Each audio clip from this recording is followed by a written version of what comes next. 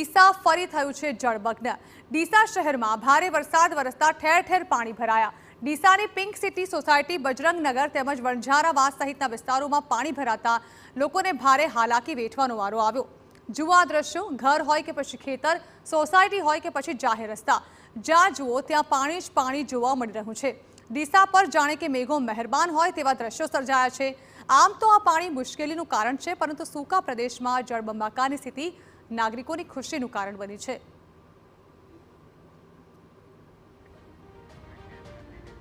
તો આ તરફ બનાસકાંઠામાં અનરાધાર વરસાદથી નીચાણવાળા વિસ્તારો પાણીમાં ગરકાવ થયા।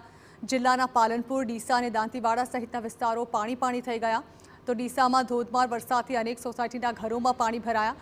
વણઝારાવાસમાં લોકોના ઘરમાં પાણી ભરાતા ઘરવખરીને મોટા પાયે નુકસાન થયું।